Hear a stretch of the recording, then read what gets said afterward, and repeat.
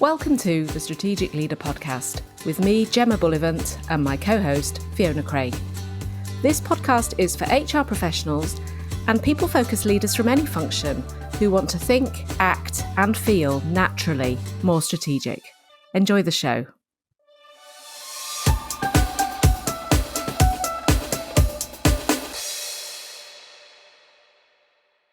Hi, Fiona. Hi, Jem. So today, what we thought would be a good topic for us to explore is getting really focused on this idea of being transactional versus being strategic. It's something that I've come across quite a lot, both in terms of the HR people that I work with and the non-HR business leaders that I also work with, where we sometimes find it quite difficult to articulate what the difference is and why we might need to be more strategic, particularly why we might need a more strategic HR function. To me, what is the difference? That's curious language, isn't it? So tell me about what's transactional. Tell me about what's strategic. How do you split them apart? Yeah, I've developed a model that helps us to define some different maturity steps, if you like, from the basic kind of principles of being transactional through to actually being transformational. And I've used this with clients to help articulate what that difference is. So at a very basic level, the transactional qualities are the things that we associate with the core function: governance, the compliance, the work processes, this routine tasks. Like payroll stuff. Yeah. Got to pay people, got to administer the benefits, make sure that people have got the right contracts. These are almost the hygiene factors of HR, really, aren't they? Those are the things that you can't really employ people without those kind of transactional elements, can you?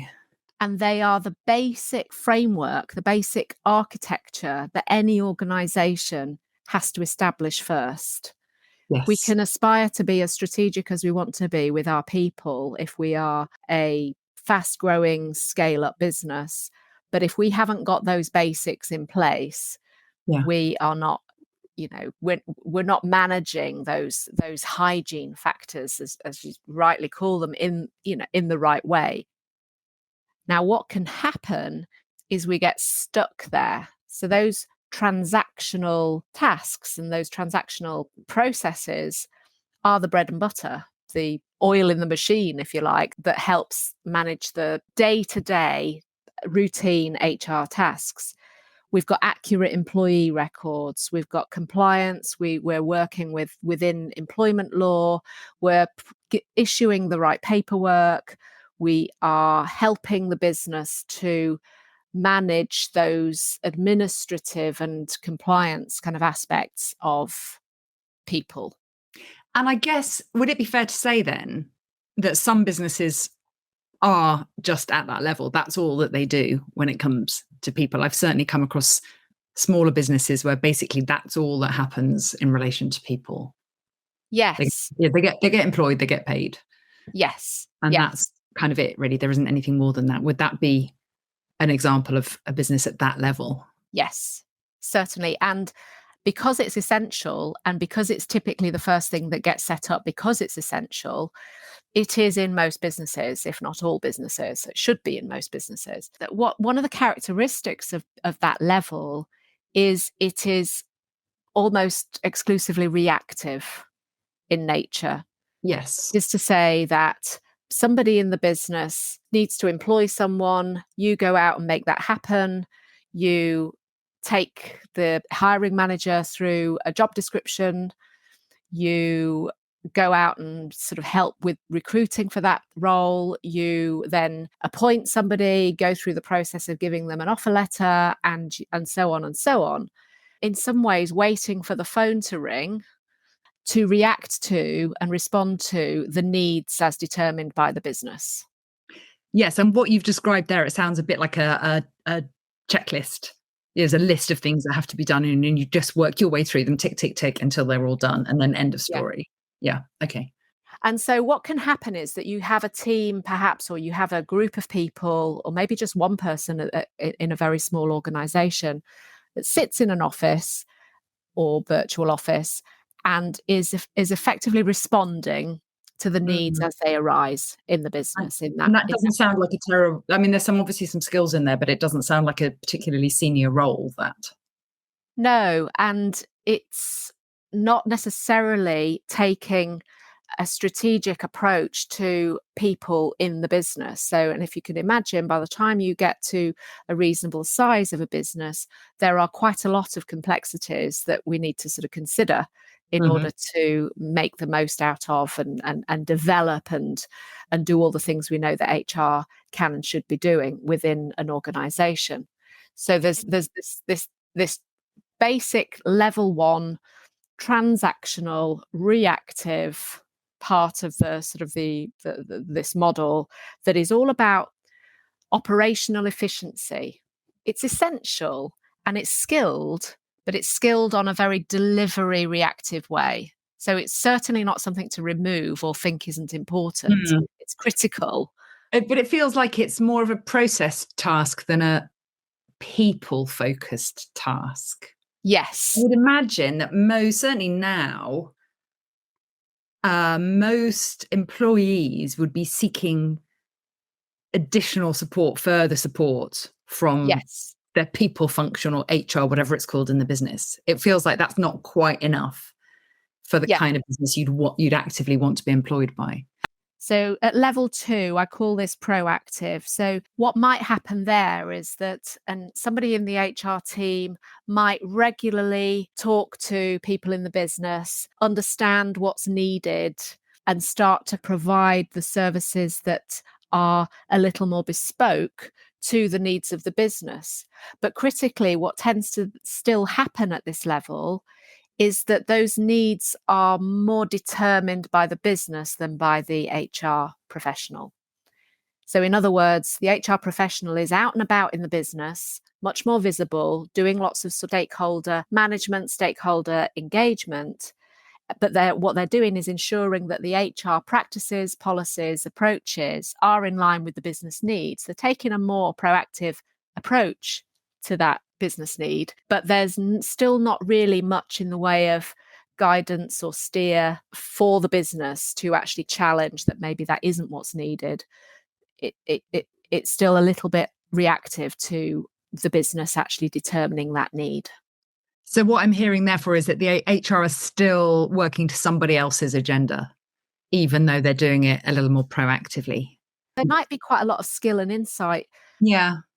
If you think about, maybe there's something like a real kind of customized onboarding approach.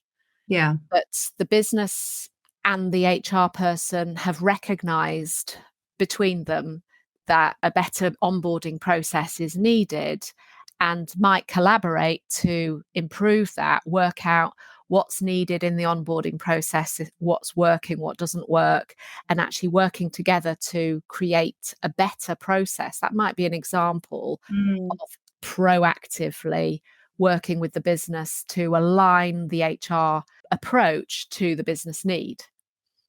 Okay, that sounds good. I can see how that's a step up.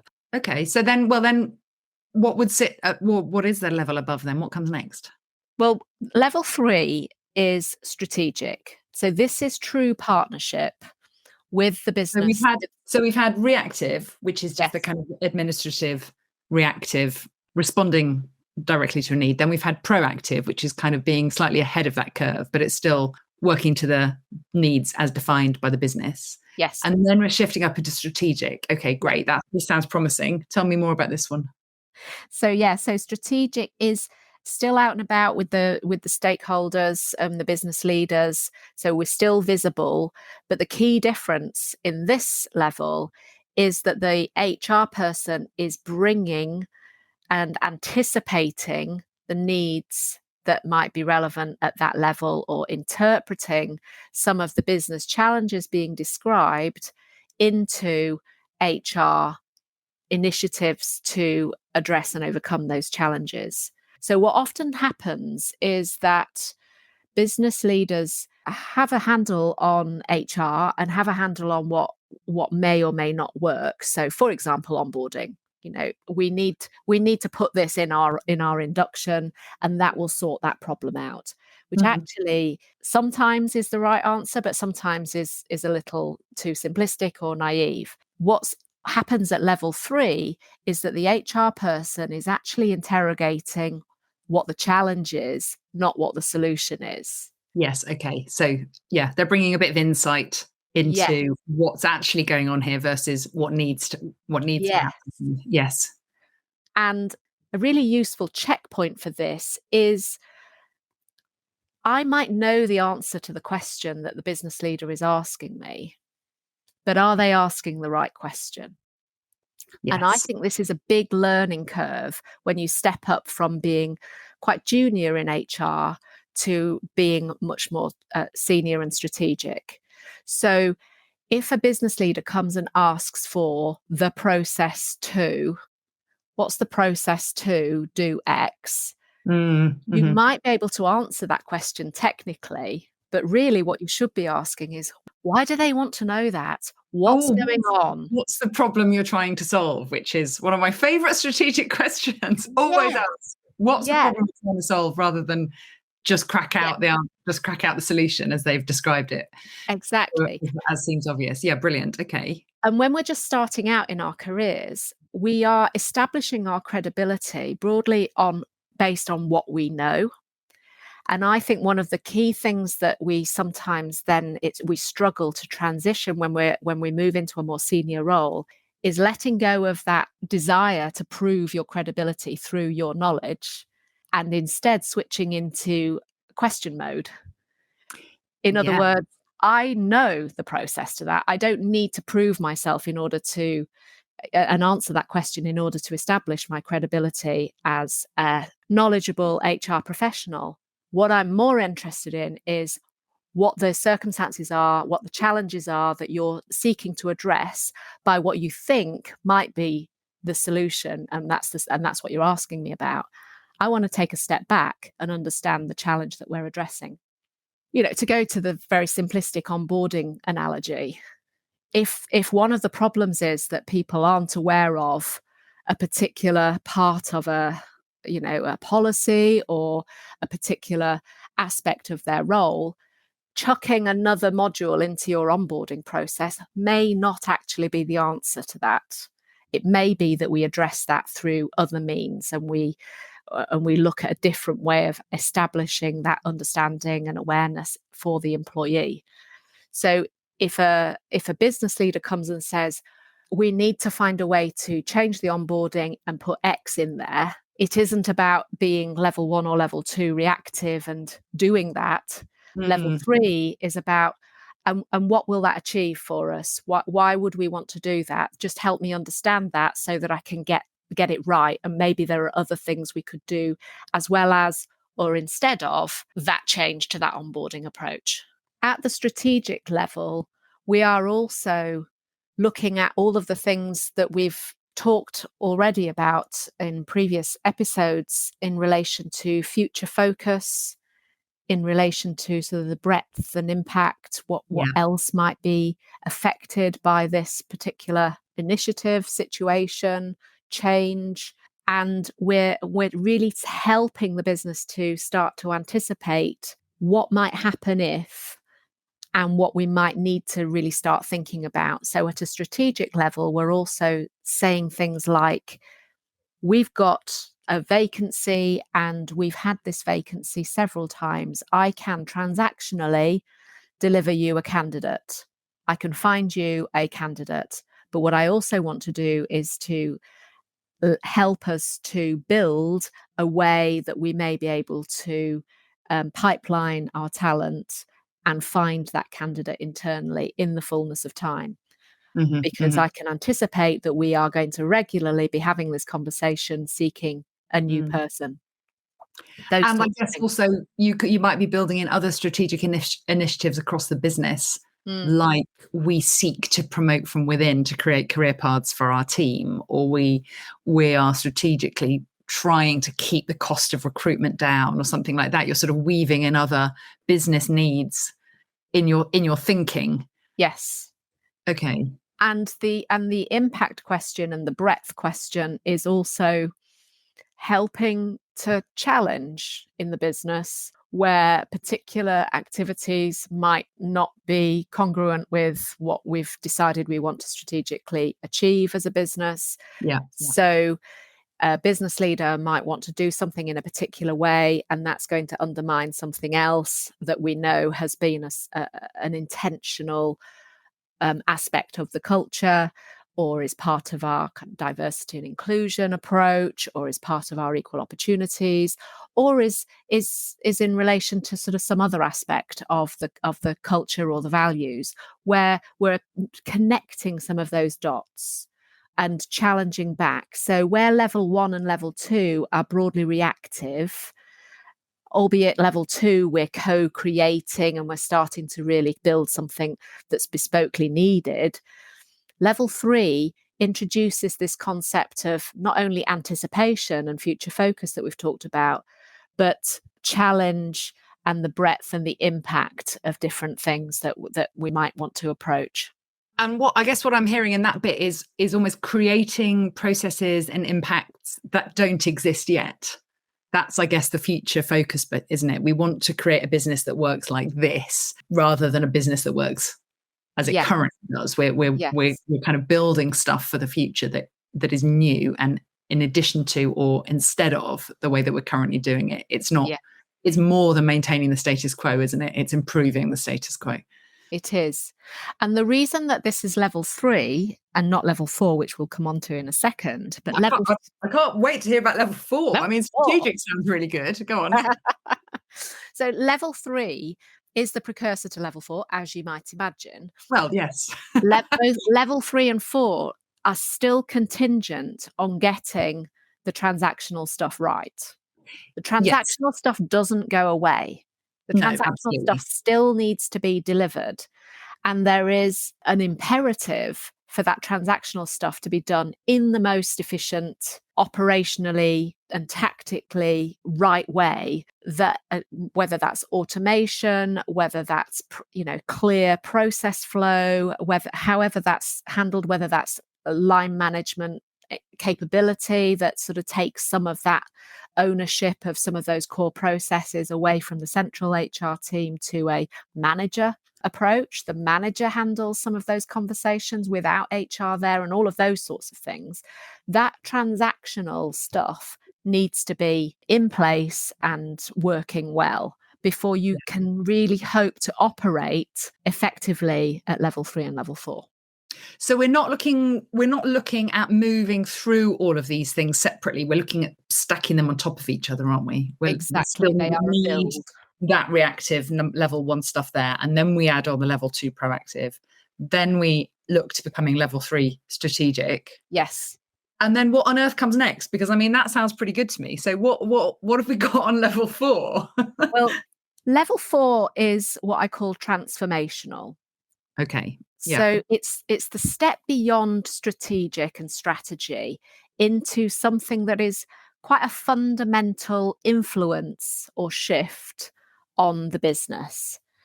And it builds on strategic because you need to have that strategic influence in order to then be more in that transformational space. So you're much more influential in the future direction of the business as a whole. You're bringing not only people expertise and people efficiency, people best practice, you are actually much more commercially contributing to the overall success of the business.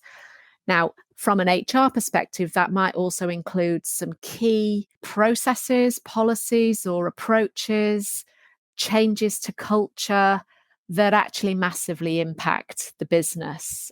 And I sometimes refer to the example of Spotify's work from anywhere, because I think that's a really good example of a people initiative that also must have had executive discussion before it was implemented as an approach in the business.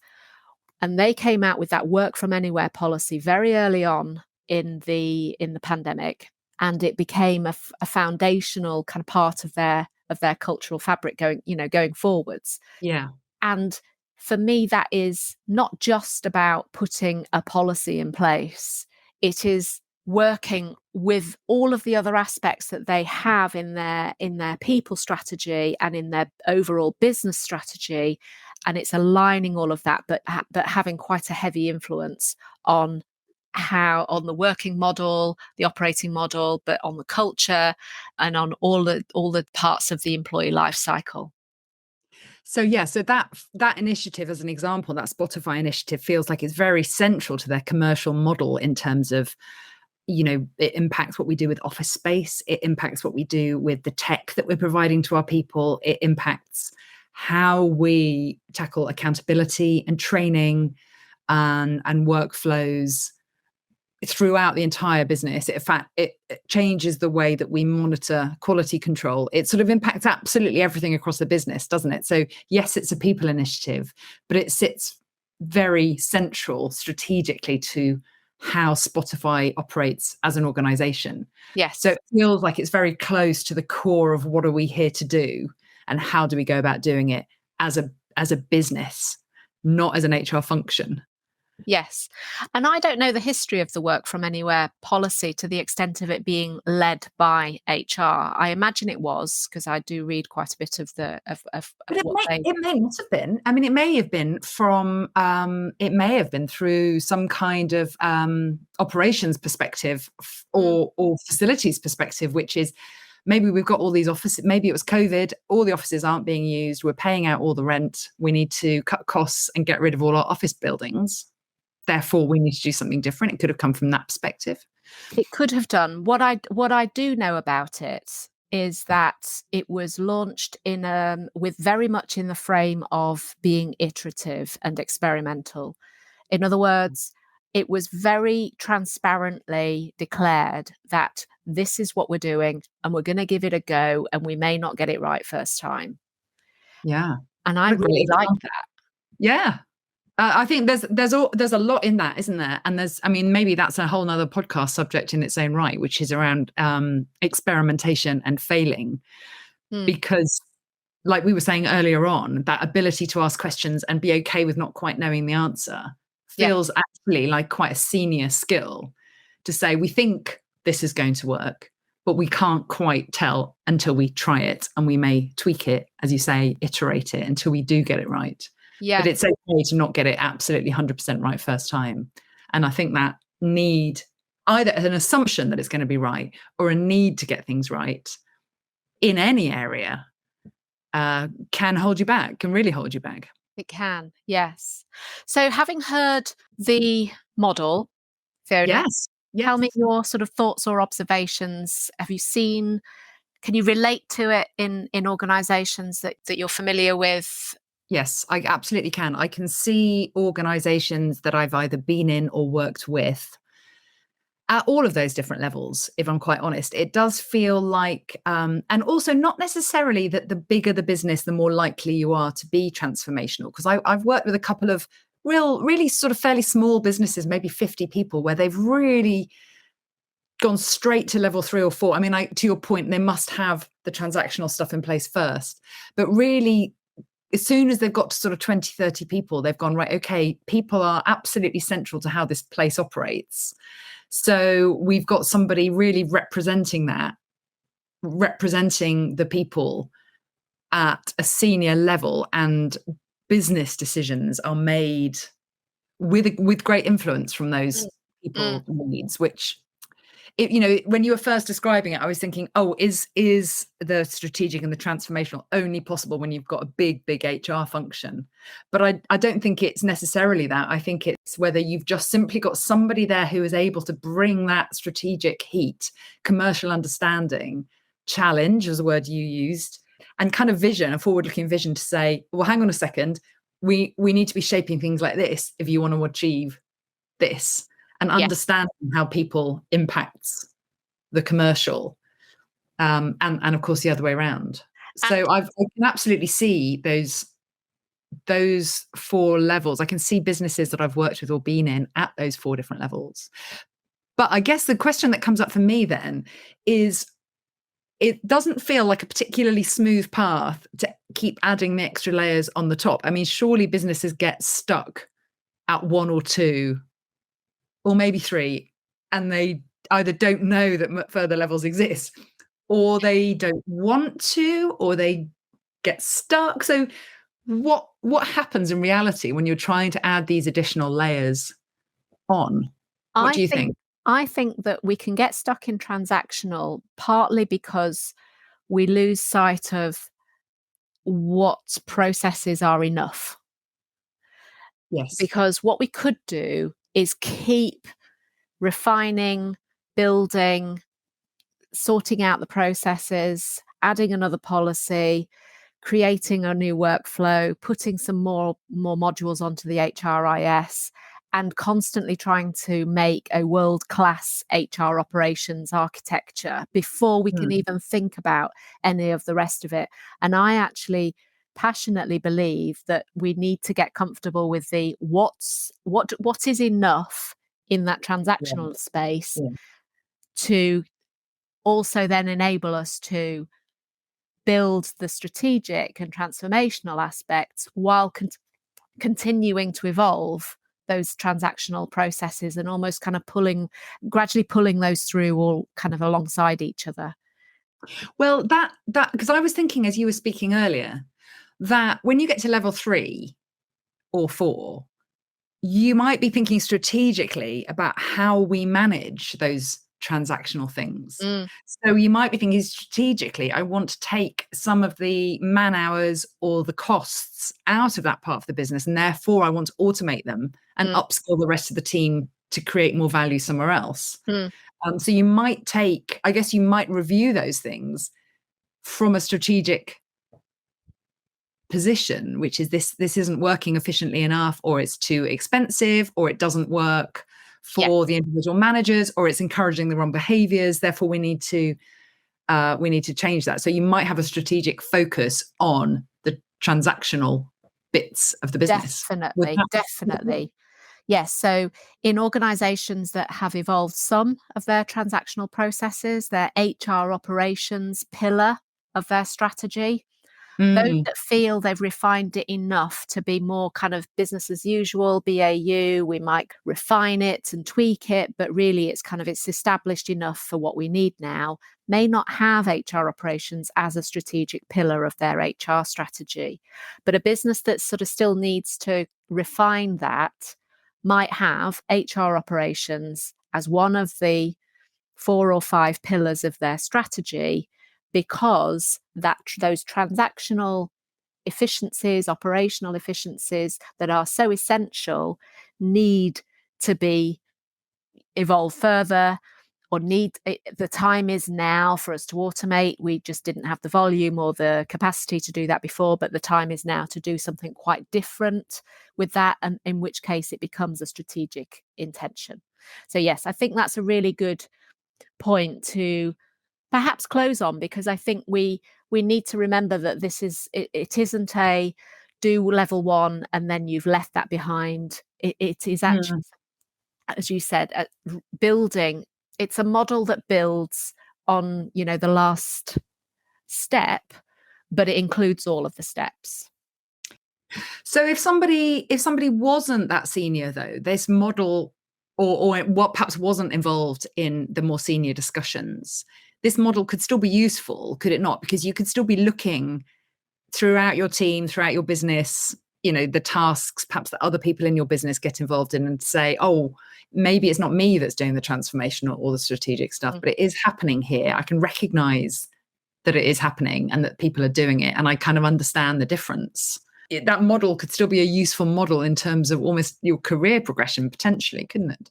I think so. I think the model is a very useful way of analysing and working out your own approach to HR, regardless of what your role is, regardless of how senior your role is, in terms of what we mentioned at the start about, a question about a particular process And the difference between having the ability to answer that question in a technically correct way and having the ability to actually step in and understand the reason behind that question being asked in the first place. There is absolutely no reason why a junior person couldn't ask some of those questions other than their own confidence and experience of working in that way. And so you can actually get into the habit of operating more strategically, even at quite a junior level, just by asking some questions and understanding the situation better.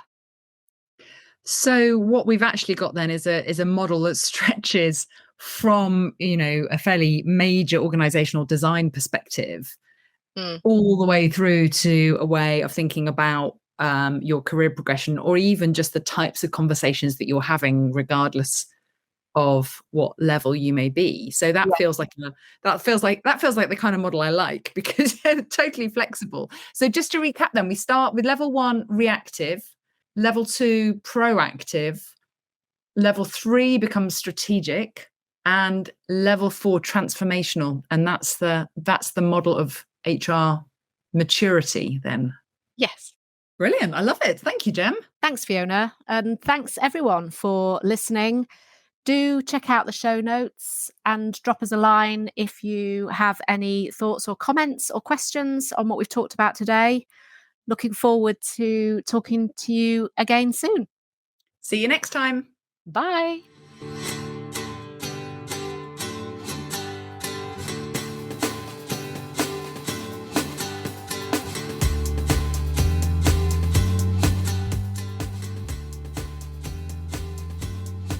Thank you for listening to this episode of The Strategic Leader. If you liked the episode, please subscribe to access more of our recordings. And if you think it'd be useful for someone else, please forward to them and leave a review. We base our content on questions we are regularly asked and what you want to know more about, so please do email us with any questions or comments to gemma@gemmabullivant.co.uk. And remember, you're already being more strategic than you realise.